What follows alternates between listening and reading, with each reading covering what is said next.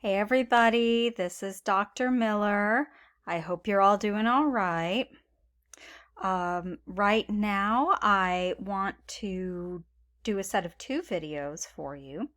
One is a recap of some things for the end of the semester, and the other is, sorry, I'm just getting situated, is our coverage of Mary Shelley's The Last Man. So here's our agenda. Now, this will be across two short videos, so you don't have to have like a ton of things all at once. So first, we're going to talk about what comes next. Then we're going to talk about what comes next in terms of the development of the novel as a genre at the end of the 18th century and Romanticism. And then roughly around, that's roughly the boundary between video one and video two. Video two will introduce Mary Shelley, The Last Man, some thoughts on genre, and some questions for reflection, which are actually our last Google Docs post. So that's what our game plan will be with that. So hopefully this will all be useful to you. So I was trying to think about self-care, which is especially important as as the world of the semester starts to conclude and wind down. And I liked this image, the idea that there are, some pillars that can help to support us even when we're undergoing some stress. And so, one is knowledge and health literacy. So, this idea that knowing how to care for yourself is a kind of self care. And that can be reading up on things, that can be making sure that you know what your body needs in a given moment. It can mean making sure you get enough rest, all that kind of stuff. So please make sure you try and do that. Mental well-being is sometimes really hard to sustain, especially during difficult and uncertain times. As I mentioned at the beginning of this semester, we do have counseling services that are available to students for free. If that needs additional support, talk to your doctor. If there are real struggles with your mental health. And also, part of knowledge and health literacy means looking into some of the things that can help you feel better. So I hope that you are able to be able to do some of those. And sometimes mental well-being is like, financial well-being. There's all different kinds of things that make you feel better mentally. Knowing what those are is a big part of it. Number 3 is physical activity. This does not always have to be strenuous physical activity. Anything that kind of gets you breathing and thinking. Well, sleep, I guess, is another physical activity, is desirable. It's about finding what works for you. Sometimes people lack the capacity. That's okay. Things like meditation are also really helpful in stress relief. Healthy eating, what that means for you may vary. There are people with all different kinds of dietary requirements and needs. And, in my case, I find simple cookbooks that are relatively easy to use, that include options for meal prep, so I can cook once and then have a few meals made from what I cook, which means that when I buy fruits and vegetables, hopefully they don't go to waste, because sometimes that's what happens when you're too busy to cook a lot. So whatever healthy eating means to you, please try and do that. Hopefully tasty, healthy eating. Risk avoidance. Sometimes when people are really struggling, they kind of go down a path of risky activities, especially when there's mental health struggles and other kinds of things are just not going well for them. It's kind of easy to say to yourself, why not? I'll just do this. But slowing down and thinking of the effects of behavior is always helpful.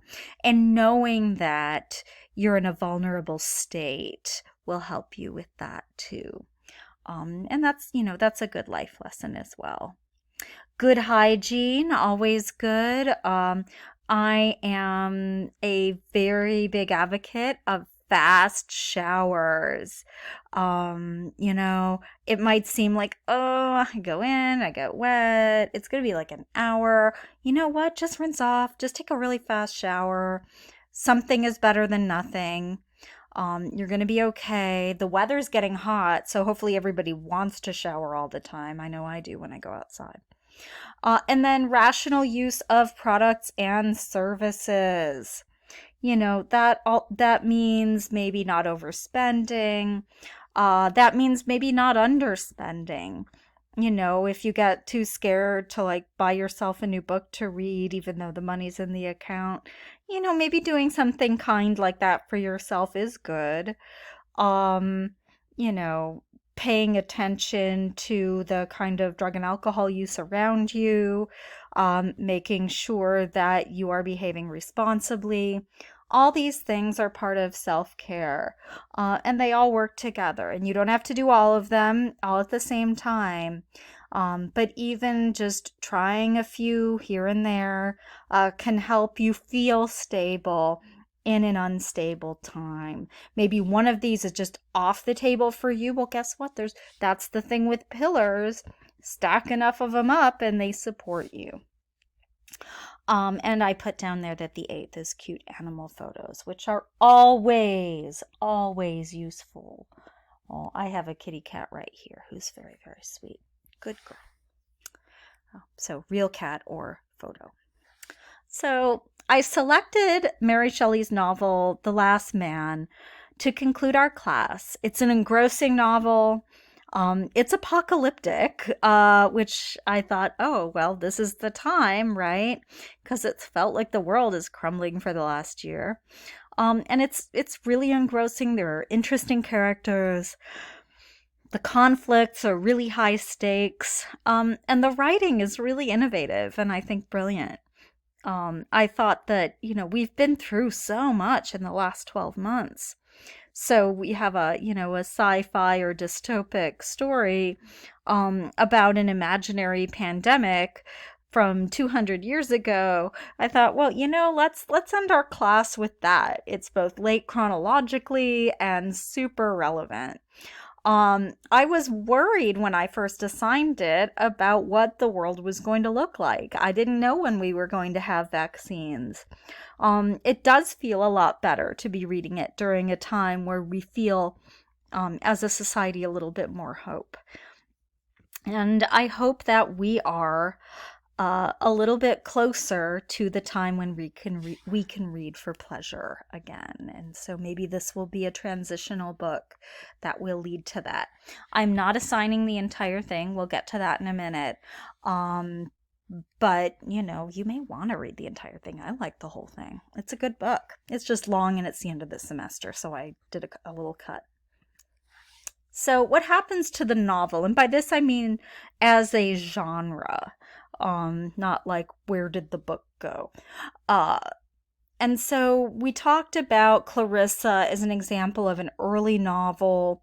There's this conflict about representing characters, representing consciousness, vicariousness, all different ways to think about what prose fiction can do as an entertainment form and an emerging art form. And there's a few things that happen. By the end of the 18th century, people know what novels are. It's not just like fanciful romances with dragons. You buy books about like actual people falling in love and trying to figure out how to work their way around family challenges and struggles and things that more average people would relate to. So, knowing what that is is something that by the end of the century is just omnipresent. And it's what people prefer to read. When you look at library readership, novels are the big thing. Novels are, of course, considered the most dangerous thing, because who you don't want to believe what you read, like Arabella, uh, but yeah, they're the most popular. Um, and novels are so popular is that they start to kind of split off and form subgenres. You have the Gothic novel, where you have these kind of supernatural, creepy locations, often set in like decrepit castles in other parts of Europe. Young virginal women in danger, curses and, witches and satanic things, all kinds of wild stuff happens in the Gothic. Sentimental novels where you have, maybe two young people with intense feeling falling in love for one another. Then, that's sort of where you go with that. Historical fiction. This is more early 1800s than late 1700s. But there's a writer called Sir Walter Scott who was a real innovator in historical fiction. And so he would write these books, written in the early 1800s that would take place, 60 years ago, and be about, what things were like then. So it would be kind of like if someone were to write a novel today that is about the 1950s or 60s and take us back into that period. That was a new choice to make. Works like the Gothic, it's all kind of imaginary, but actually trying to represent one's own culture accurately just in the past, that's more historical fiction. And then you have the philosophical novel, which is always sort of present, especially in French literature, where you have, characters who are philosophical, people kind of trying to figure out how to live their lives in a way that is somehow brought up in a narrative. Some of these are satirical. There's, let's see, Montesquieu's Persian Letters, which is, kind of about, what people from the Far East would imagine France to be like, which in turn is a way to kind of satirize French culture. You have the works of Jean-Jacques Rousseau, including a book called Émile ou l'Éducation, Emile or Education, which is about a person, but is also about a way to educate people. So there's a kind of meaning in these books that is very intentional. But again, it's not that the language itself is always artistic. Sometimes people try to come up with a punchy word, but they don't necessarily try to come up with something that would stand next to a great poem as equivalent art. That changes, and that's one of the reasons why the novel evolves as it does as a genre. So in the early 19th century, there's a dawning awareness that novels could have self-consciously literary language. What we would call maybe literariness and art were not just for poetry and drama. One example, we have Clarissa. Memorable passages, it's a tremendous work of art overall, but it aims for a certain kind of realism, what we would call psychological realism, and an amazing pacing, more than crafting especially beautiful passages. It's more about what's happening. But then in the 19th century, you have a novel like Middlemarch by George Eliot. It's psychologically realistic, but it's also being capital L literature. And then in the 20th century, you have modernism, where you kind of have this big split between highbrow and middlebrow culture, where you have books that are entertaining and enjoyable to read, and then you have books that are self-consciously inaccessible. More in part 2.